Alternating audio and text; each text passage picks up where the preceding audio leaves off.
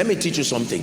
Stop listening to some of these profitless things that you engage your mind in. Some of you submit your mind. Your mind is immersed in largely godless thoughts, from music to things you watch, and then you expect that your speaking will not resonate with what you have followed. No, there has to be constructive change in your life. If it is true that you are royalty, then it must affect your speaking. I spoke as a child. When I was a child, I spake like a child. Number two, I understood as a child. Number three, I taught as a child. But when I became mature, I became a man, I put what? What did the Bible call them? It didn't call them cultural things. It called them childish things. There are things you have to be willing to put aside. Seeing then that we are surrounded by so great a cloud of witnesses, it says, let us lay aside every weight and the sin that doth easily beset us, and then to run with perseverance the race that is set before us.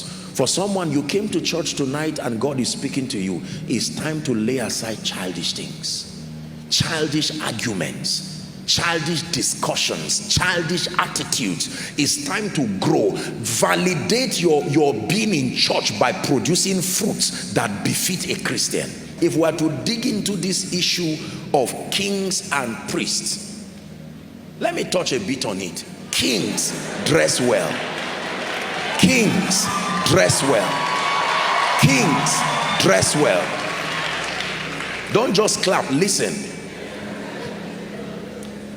There is no madman who says, I'm a madman. The first way you know a madman is by his behavior and by his apparel. Many of us, and I'm not a judgmental person, I'm quite a conservative person and quite liberal, but then let me tell you the truth. There are many of you, both male and female. Don't even think I'm talking about ladies, or both male and female. I've seen some of you, the way that you dress, and then the things you are asking that I should pray for you for. I already know that it's not even just, even if it's released from heaven, your persona, it will run away from you. Remember, I told you that what you are looking for is also looking for you, but not this version of you. Hold on, please listen. I love you. I have a commitment to help you. From today, act like royalty. Iron your cloth. Don't say it is cheap. No. Don't dress and look like a thief. Dress and look like an irresponsible person just because you are coming to the house of God. No. Discipline yourself. Be careful the things you ship from around the world. You are a child of God. Are we together? Dress well. Look at yourself. Ask wise people to look at you. That's right. No. These are the implications of being royalty. And don't you say I should not talk to you about it. My son, he says, pay attention to my words. Incline your ears to my sayings. Do not let them depart from your heart. He says they are life to those who find them. Some of you, this is what you need to change in your life. Even if God gives you 1 million, you will spend it on riotous living, and you will not invest in the things that are consistent with royalty. The shoe might be cheap, polish it. If you are leaving your hair, comb it, look nice, look smart. Don't look like somebody who is not going anywhere. And don't say it does not matter. Are we together?